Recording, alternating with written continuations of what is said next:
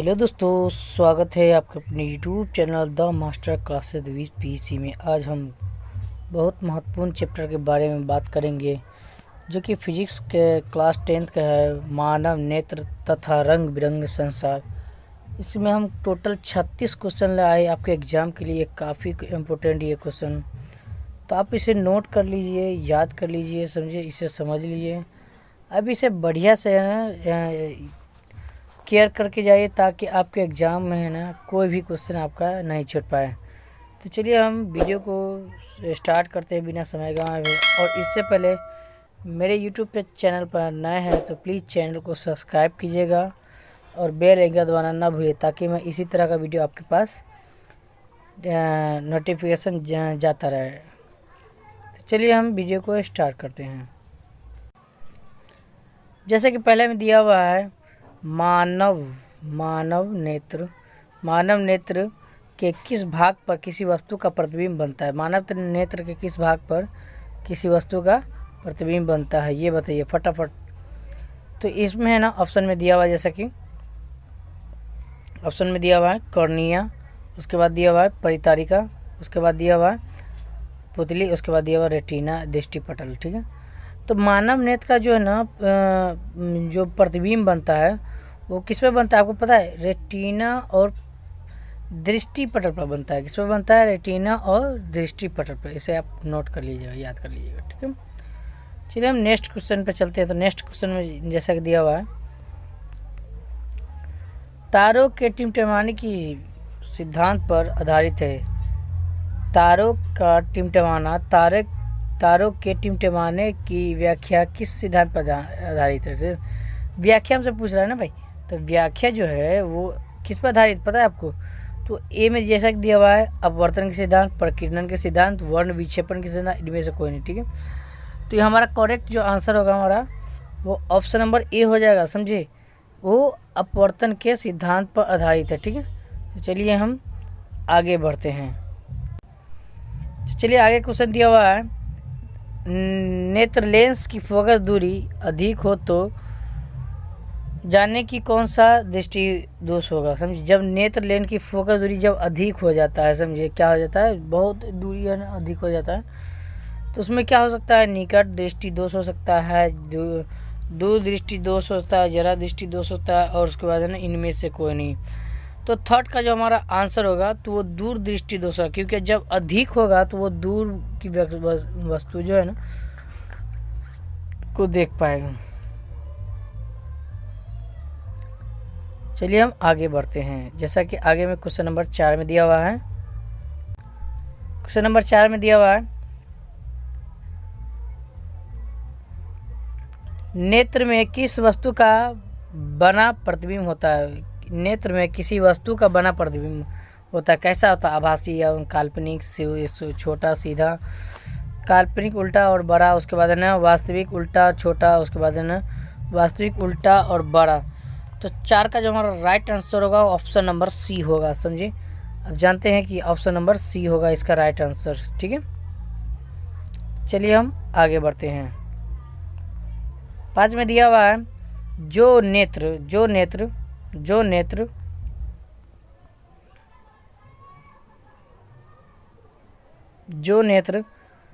निकट स्थित वस्तु को स्पष्ट नहीं देख पाता है उसको क्या कहते हैं? उसमें क्या होता है उसमें बताइए।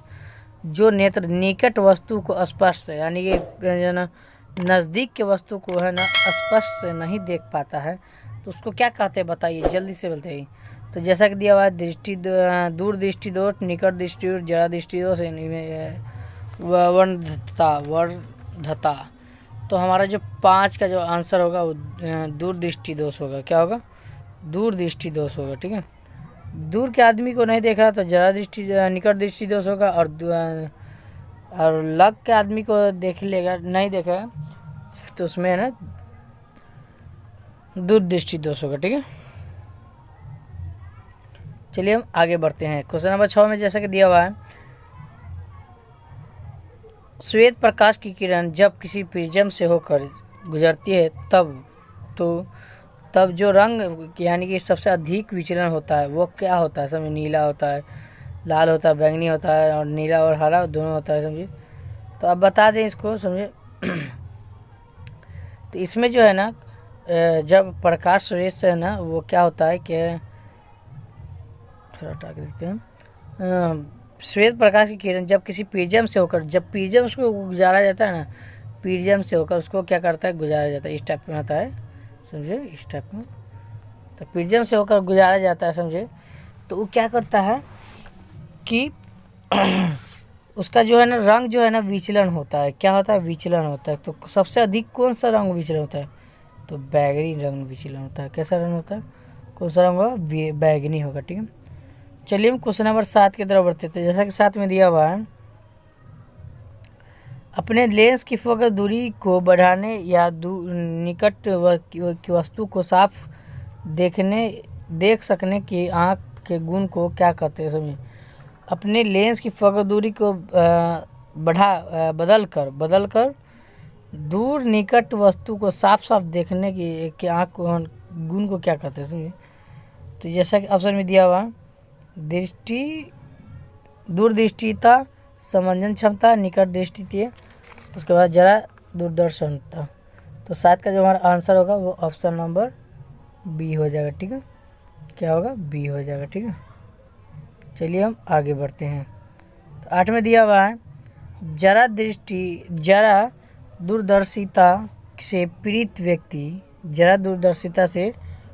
व्यक्ति का उपचार किस प्रकार के लेंस के किया जाता है, ठीक है, लेंस से किया जाता है। अब कोई के पास है ना दूरदर्शिता की पीड़ित है ना, कोई पीड़ित व्यक्ति है, समझे, उसको है ना किस प्रकार से लेंस है ना सही किया जाता है, तो अवतल, बाइफोकल, अपसारी, अभिसारी। तो ऑप्शन 8 का जो आंसर होगा वो राइट होगा। हमारा आंसर बाइफोकल होगा। क्या होगा, बाइफोकल होगा, ठीक है। चलिए हम 9 की तरफ बढ़ते हैं। जैसे कि 9 में दिया हुआ है कि एक स्वस्थ मानव के लिए निकट दूरदृष्टि बिंदु के क्रम से होता है कितना, 0 से 25, 0 से अनंत, और 25 से 250, और 25 सेंटीमीटर और अनंत। तो इसका जो हमारा 9 का जो राइट आंसर होगा वो कम से कम 25 से लेकर अनंत तक होगा। कम से कम किसी वस्तु को देखेगा तो 25 सेंटीमीटर देखेगा, उसके बाद वो अनंत तक देख सकता है, ठीक है। चलिए क्वेश्चन नंबर 10 की तरफ बढ़ते हैं। जैसे कि 10 में दिया हुआ है,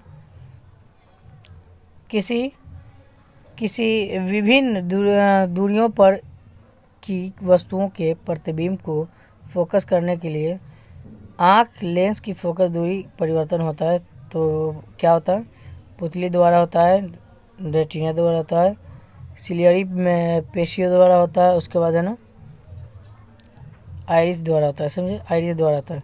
तो हमारा जो राइट आंसर होगा वो हमारा 10 का जो राइट आंसर होगा वो ऑप्शन नंबर सी हो जाएगा, ठीक है, सी हो जाएगा। चलिए हम क्वेश्चन नंबर 11 की तरफ बढ़ते हैं। जैसे कि 11 में दिया हुआ है, जो नेत्र दूर स्थित वस्तुओं को स्पष्ट नहीं देख पाता है। दूर स्थित वस्तु को हम पहले बोले कि दूर को चीज़ को नहीं देखेगा तो क्या कहलाएगा, निकट दृष्टि दोष कहलाएगा। क्या कहलाता है, निकट दृष्टि दोष। अगर किसी भी वस्तु को अगर दूर को नहीं देखता है, अगर नज़दीक को देखता है, समझिए, तो निकट दृष्टि दोष। अगर नज़दीक को नहीं देखता है, दूर को देखता है, तो दूर दृष्टि दोष हो गया कहलाता है, ठीक है।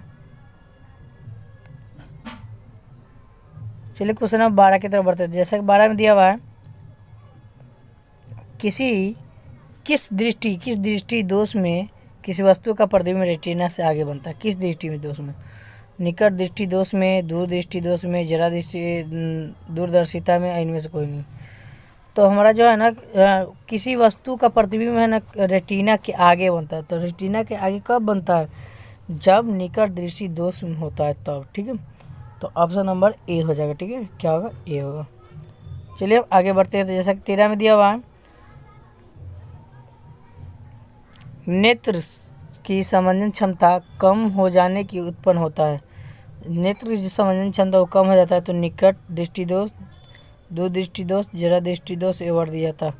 तो हमारा जो राइट आंसर होगा वो क्वेश्चन नंबर 13 का वो सी हो जाएगा, ठीक है, जरा दृष्टि दोष हो जाएगा, ठीक है। चलिए हम आगे क्वेश्चन नंबर 14 की तरफ बढ़ते हैं। जैसा कि 14 में दिया हुआ है,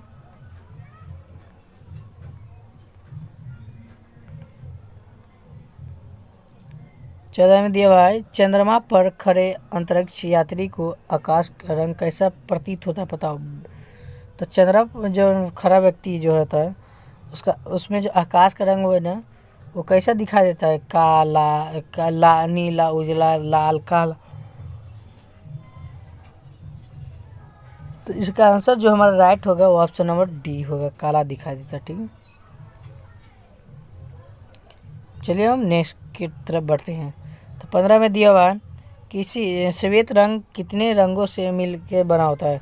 तो श्वेत रंग जो ना वो हमेशा 7 रंगों से मिलकर बना होता है। कितना रंगों से मिलकर बना होता है, 7 रंगों से मिलकर बना होता है। ठीक है, चलिए क्वेश्चन नंबर 16 की तरफ बढ़ते हैं। तो 16 में जैसा कि दिया हुआ है, दूर प्रकाश में किसी वर्ण का तरंगदैर्घ्य अधिकतम होता है।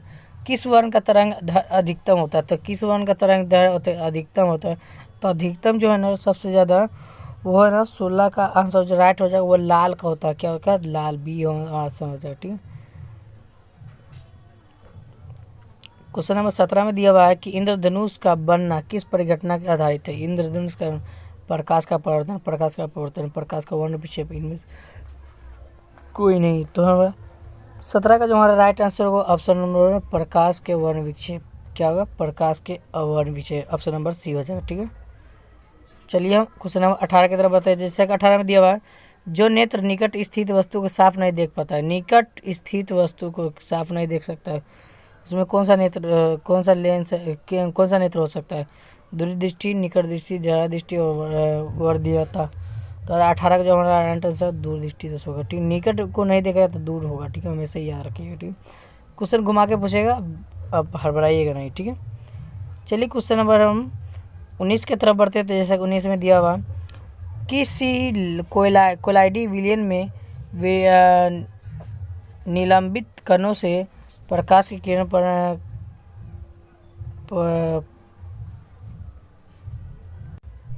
तो किस कोलाइडी विलयन में निलंबित कणों से प्रकाश के प्रकीर्णन को कहा जाता है। तो क्या कहा जाता है, जल्दी बताइए।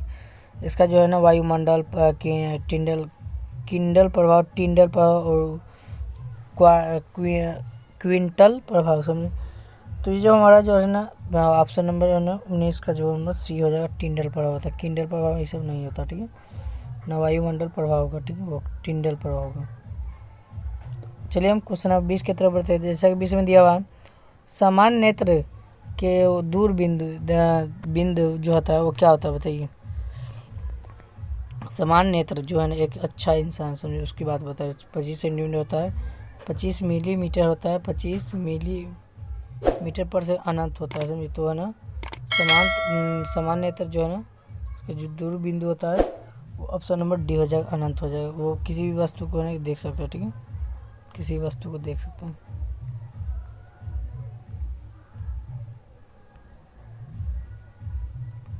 चलिए क्वेश्चन नंबर 21 की तरफ बढ़ते हैं। जैसे कि 21 में दिया हुआ है, निकट दृष्टि दोष बनाने वाले व्यक्ति को चश्मे होता है। कौन सा चश्मा का जरूरत पड़ता है इसे बताइए।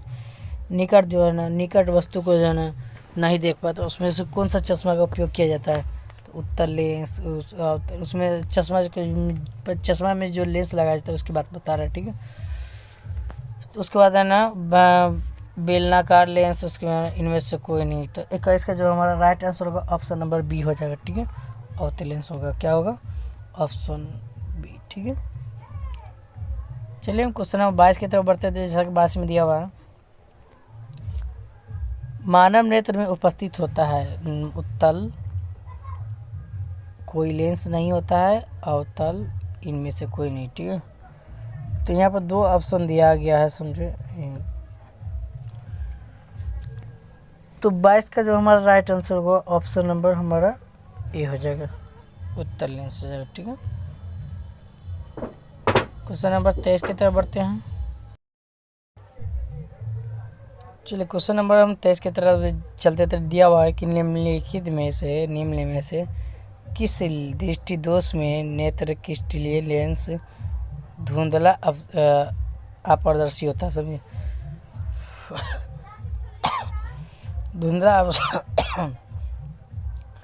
धुंधला जो है ना अपारदर्शी तो जो होता है, समझिए। तो वो क्या किस में होता है, निकट में दृष्टि, मोतियाबिंद में दृष्टि, दीर्घ दृष्टि में, जरा दृष्टि में। तो है ना 23 का जो हमारा राइट आंसर होगा ऑप्शन नंबर हमारा ए हो जाएगा। ठीक है, तो इसका सॉरी बी हो जाएगा। क्या होगा? बी होगा, क्योंकि मोतियाबिंद होता है। ठीक है, मोतियाबिंद होता है, बी होगा। ठीक है, ऑप्शन नंबर बी हो जाएगा।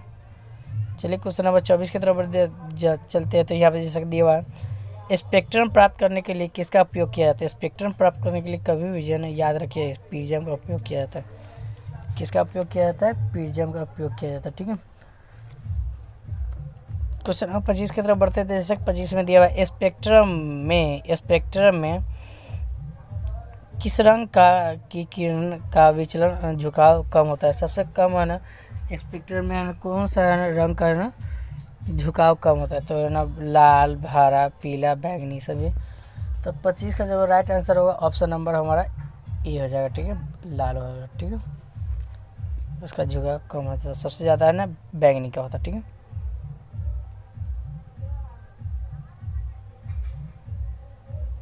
चलिए क्वेश्चन नंबर 26 की तरफ चलते थे। जैसे कि दिया हुआ है,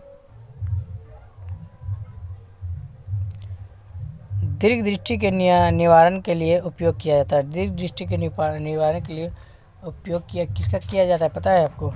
गोलीय, बेलनाकार लेंस, उत्तल लेंस और समतुल्य लेंस और ये अवतल लेंस। तो हमारा राइट आंसर इसमें का जो होगा वो बी हो जाएगा। ठीक है, ऑप्शन नंबर बी हो जाएगा। ठीक है, चलिए हम क्वेश्चन नंबर आगे बढ़ते हैं 27 की तरफ। तो जैसा कि दिया हुआ है, प्रिज्म से प्राप्त की कौन सी प्रिज्म से प्रकाश की कौन सी परिघटना है ना घटती है? तो है ना परावर्तन होता है, अपवर्तन होता है, वर्ण विक्षेपण, इनमें से कोई नहीं। तो 27 का जो राइट आंसर होगा वो ऑप्शन नंबर सी हो जाएगा। ठीक है, वर्ण विक्षेपण। 28 में जैसे कि दिया हुआ है, प्रकाश के किस रंग का तरंगदैर्घ्य सबसे कम होता है? प्रकाश के किस रंग का तरंगदैर्घ्य सबसे कम होता है? बैंगनी, हरा, लाल, इनमें से कोई नहीं। तो समझे, तो प्रकाश का जो है तरंगदैर्घ्य सबसे कम होता है। तो कम के लिए जो है ना ऑप्शन नंबर हमारा ए हो जाएगा, बैंगनी होता है। ठीक है,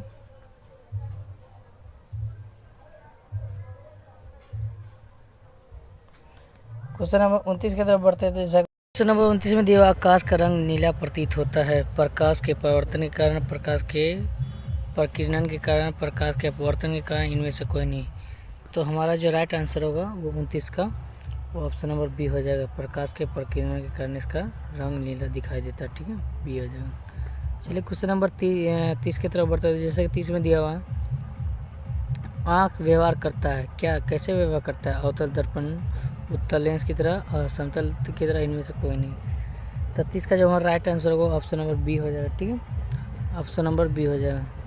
चलिए हम क्वेश्चन नंबर आगे की तरफ बढ़ते हैं 31 की तरफ। तो 31 में जैसे दिया हुआ है, एक साधारण प्रिज्म कितने सतहों से घिरा होता है? एक साधारण प्रिज्म जो है वो कितने सतहों से घिरा होता है? समझे, तो 31 का जो हमारा राइट आंसर होगा 5 सतहों से घिरा होता है। किससे घिरा होता है? 5 सतहों से। ठीक है, क्वेश्चन नंबर 32 की तरफ बढ़ते हैं। तो 32 में जैसे कि दिया हुआ है, यदि किसी वस्तु का प्रतिबिंब रेटिना के पीछे बनता है तो वो वस्तु व्यक्ति के दृष्टि से पीड़ित होता है। समझे, तो दृष्टि दोष पीड़ित होता है। समझे, वो क्या कहलाता है? ठीक है, बताया, दूर दृष्टि दोष, निकट दृष्टि दोष, जरा दृष्टि दोष, इनमें से कोई नहीं। तो 32 का जो हमारा राइट आंसर होगा ऑप्शन नंबर ए हो जाएगा। ठीक है, ऑप्शन नंबर ए हो जाएगा। ठीक है,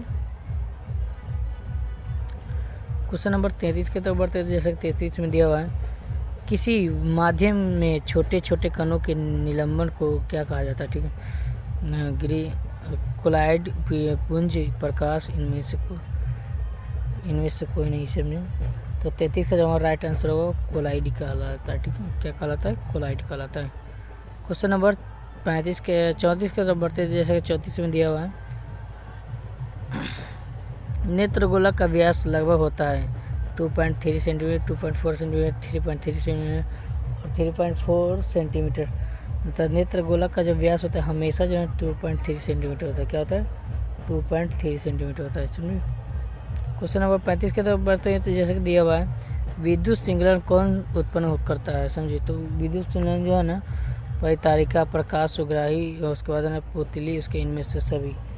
तो राइट आंसर होगा हमारा 35 का, वो ऑप्शन नंबर बी हो जाएगा, प्रकाश सुग्राही करता। ठीक है, लास्ट क्वेश्चन की तरफ बढ़ते हैं। जैसे कि दिया हुआ सिग्नलों की व्याख्या होता है, समझे, मस्तिष्क से, पुतली से, रेटिना से, कॉर्निया से।